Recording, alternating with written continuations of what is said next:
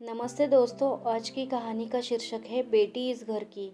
5 minute पहले शांत दिख रहे मम्मी पापा फ़ोन पर बात कर खुशी से चहकने लगे। डाइनिंग रूम में नाश्ता कर रहे अपने बहू और बेटे के पास आकर बोले, कल मीना आ रही है। अभी अभी फ़ोन पर बात हुई है, समधी भी साथ आएंगे। शशि, तुम कल दोपहर 4 बजे एयरपोर्ट चले जाना, दोनों को लेने। इस मीना को और कोई काम नहीं है क्या?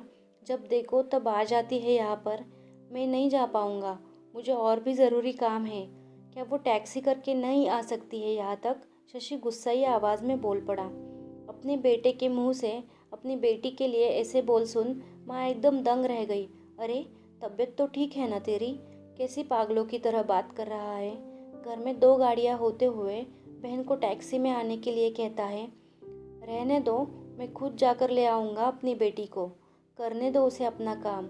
अभी मीना का बाप जिंदा है और मैं नहीं चाहता कि मेरी बेटी को उसके ससुराल वालों से ताने सुनने पड़े कि इकलौती बेटी होते हुए भी उसे लेने के लिए गाड़ी नहीं भेजी या उसके स्वागत में कोई कमी रह गई। पापा ने बेटे को अपनी नाराज़गी जताते हुए कहा, आप दोनों समझते नहीं हो मम्मी पापा। वो जब भी इस घर आती है तो सारी दिनचर्या बिगाड़ देती है। वो तो आराम से बैठी रहती है किसी महारानी की तरह। हम सबको उसकी आवभगत में लगना पड़ता है। मेरी पत्नी का तो पूरा दिन ही दीदी और जीजाजी के आगे पीछे उनके ऑर्डर्स पूरे करते हुए निकल जाता है। गुस्से से शशि बोला, आज क्या हो गया है तुझे? कैसे बहकी बहकी बातें कर रहा है? बहन है तेरी, कोई पराई तो नहीं है। अब क्या है उसका इस घर में?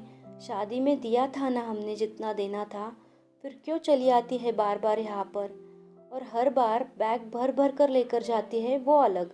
आपको समझना चाहिए, वो सिर्फ हमें लूटने आती है और कुछ नहीं। शशि ने तंज कसते हुए कहा, तुझे क्या अगर वो यहाँ से थोड़ा कुछ ले जाती है तो? ये सब मेरी मेहनत की कमाई है और मैं जो चाहूँ करूँ। चाहूँ तो पूरा मीना को दे दूँ। पापा गुस्से से लगभग कांपते हुए बोले। अब शशि अपनी आवाज़ में धीमी कहते हुए बोला, मैं कहा कुछ नहीं बात कर रहा हूँ मम्मी पापा। मैं तो वही बोल रहा हूँ जो मैंने बरसों से बुआ के साथ होते हुए देखा है। आज अपनी बेटी के खिलाफ 2 शब्द क्या सुन लिए? आप तो गुस्से से लाल हो गए।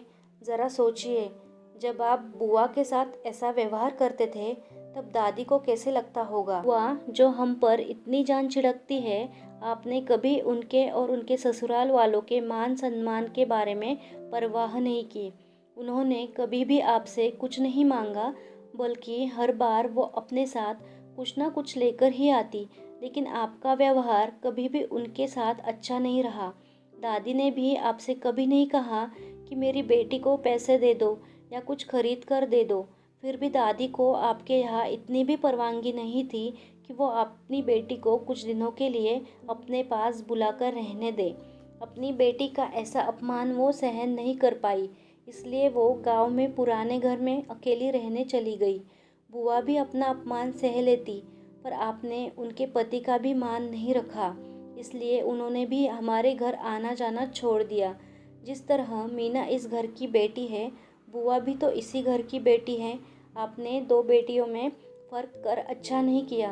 और रही बात मेरी, तो मैं अपनी बहन से बहुत प्यार करता हूँ।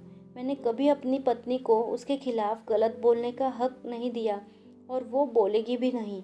मैं खुद जाकर उसे लेकर आऊँगा, क्योंकि मुझे मेरी बहन पर गर्व है, अपने अच्छे भाई होने पर भी है। हो सके तो मेरे इन कटु शब्दों के लिए मुझे माफ़ कर देना। इतना कहकर शशि अपने ऑफिस के लिए निकल गया। माँ और पापा का सिर शर्म से झुक गया। थोड़ी देर की शांति के बाद पापा ने हिम्मत कर अपनी बहन को फ़ोन लगाया। बहन के फ़ोन उठाते ही वो फूट फूट कर रो पड़े और बोले, दीदी हमें माफ़ कर दीजिए। हमने इतने साल आपके साथ जो भी दुर्व्यवहार किया उसके लिए हम सच में शर्मिंदा है। दीदी आपकी बहुत याद आ रही है।